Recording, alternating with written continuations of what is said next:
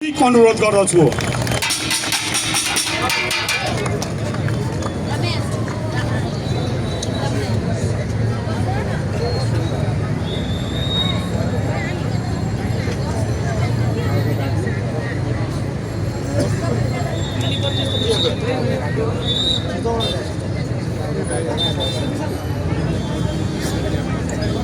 त्यस्तै गरी हाम्रा माझ र महिला नेतृत्व शोभा पाठकजीलाई पनि आसन गर्नको लागि हार्दिक अनुरोध गर्दछु।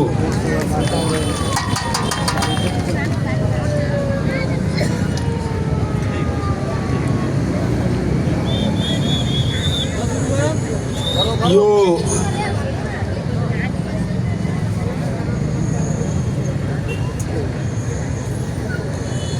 संघर्षको कार्यक्रमको आजको सभापति कुशलभ जी, लघुवित्त का नेता मनीराम गेवाली जी, राष्ट्रीय मुक्ति पार्टी नेपाल का नेता सुमन सामी जी, रविंद्र श्रेष्ठ जी, जून तारा मगर जी, संतोष मेहता जी, यहाँ सहकारी तथा लघुवित्त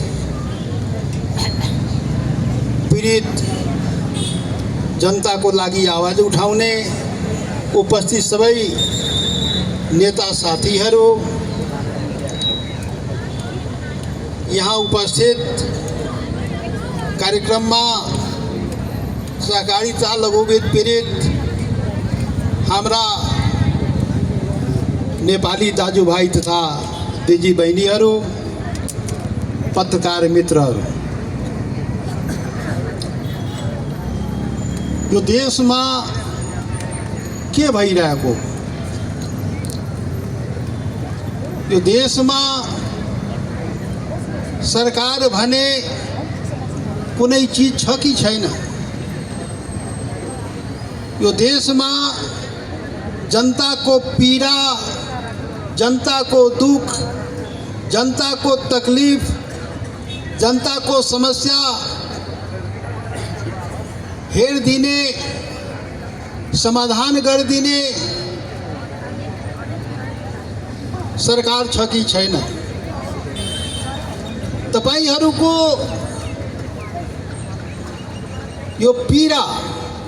यो पीडाको विरुद्धमा न्यायको लागि लामो समयदेखि यहाँहरू सङ्घर्ष गर्दै आउनु भएको छ। मैले भर्खर सुने, महिना होइन वर्ष भइसक्यो, अझ 2-3 वर्षै भइसक्यो, यो देशमा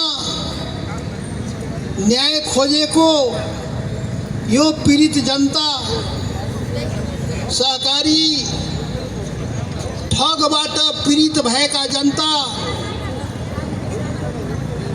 लघुवित्त समस्याबाट पीडित भएका जनता न्याय खोजेको वर्षौं भइसक्यो। आफ्नो घरद्वार छोडेर राजधानीको सडकमा यसरी चाहिँ धरना बस्नुपर्ने, जुलुस निकाल्नुपर्ने, विरोध प्रदर्शन गर्नुपर्ने यो अवस्था चाहिँ सिर्जना गरिएको। यो किन यस्तो भइरहेको? यो देशमा यो पीडाको लागि राज्य जिम्मेवार हुनुपर्छ कि पर्दैन? सरकार जिम्मेवार हुनुपर्छ कि पर्दैन? आखिर सरकार के को लागि हुन्छ? जनता माथि परेको पीडा, जनतालाई भएको अन्याय को न्याय पाउनलाई राज्य र सरकार चाहिँ बनाइएको हुन्छ। दुनियामा जहाँ पनि जनताको पीडा हलको लागि, समस्या समाधानको लागि राज्यको निर्माण भएको हुन्छ र त्यहाँ एउटा जिम्मेवार सरकार हुन्छ। नेपालमा सरकार छ कि छैन? यो व्यवहार हेर्दाखेरि नेपालमा सरकारको व्यवहार हेर्दाखेरि, राज्यको व्यवहार हेर्दाखेरि कस्तो अनुभूति भइरहेको छ भने यहाँ जनता, यहाँ पीडित जनता त लावारिस, भगवान भरोसे भन्छ नि, कोही माई बाप नभएको, कोही माई बाप नभएको देशमा हामी जनता चाहिँ त्यसरी बाँच्नुपर्ने अवस्था आयो। देशमा माई बाप भनेको सरकार नै हुन्छ। सरकारबाट नै हामी जनताले रक्षा, सुरक्षा, न्याय र पीडाबाट मुक्ति सरकारको माध्यमबाट खोजिरहेका हुन्छौँ। दुनियाँमा हुने पनि यही हो, तर नेपालमा नेपाली जनताले त पाइरहेको छैन। यसको अर्थ के भयो भने नेपालमा चाहिँ अघि साथीले भन्दै हुनुहुन्थ्यो, यहाँ सरकार जनताको लागि हो या सरकार यो देशमा ब्रह्मलुट गर्न, कुर्सीको लागि, भ्रष्टाचार गर्नलाई यो के को लागि हो? यहाँ जनताको पीडाको लागि त सरकार देखिएन। यहाँ देशका प्रत्येक क्षेत्र, प्रत्येक तबका असन्तुष्ट भएको छ। यो देशमा हिमाल, पहाड, तराई, मधेसका सबै क्षेत्रका जनता असन्तुष्ट भएको छ।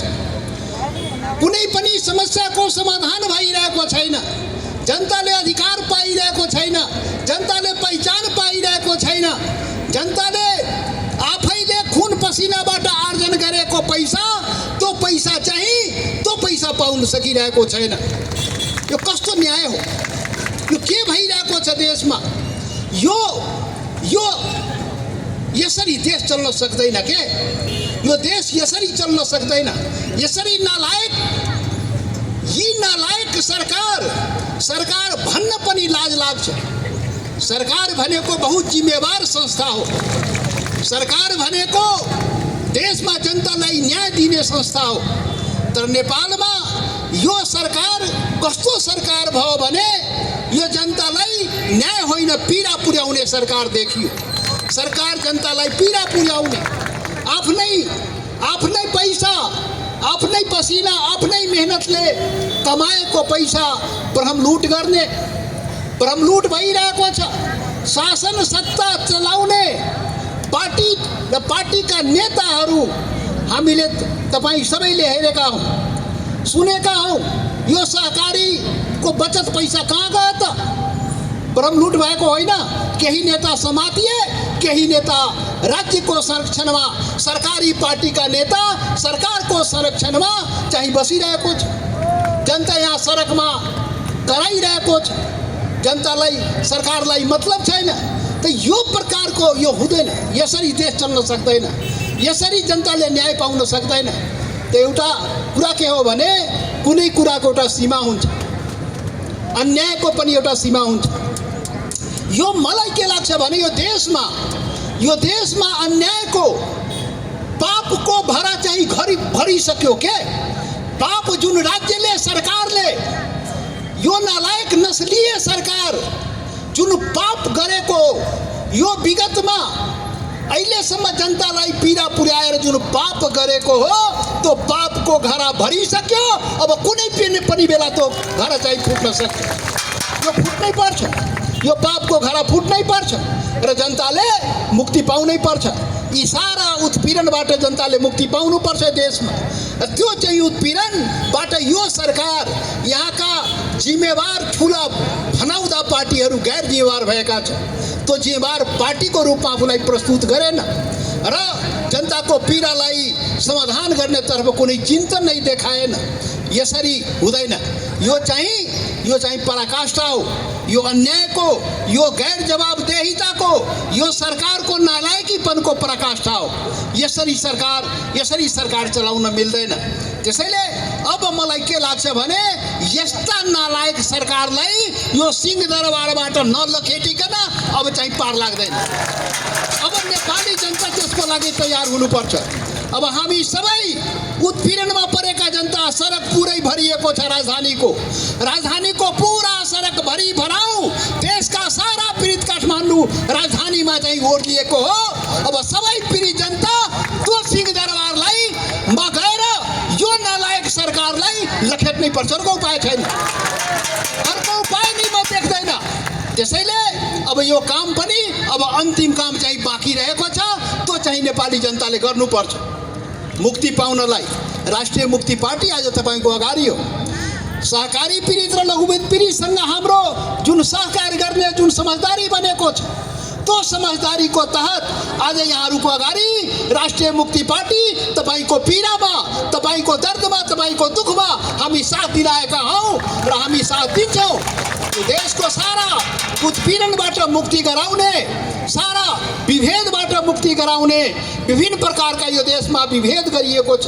यो देशमा म देखिरहेछु, हाम्रा मधेसका दिदीबहिनी दाजुभाइलाई देखिरहेछु, उत्पीडनका उत्पीडन, अझ पनि उत्पीडन, कति उत्पीडन छ मधेसमा।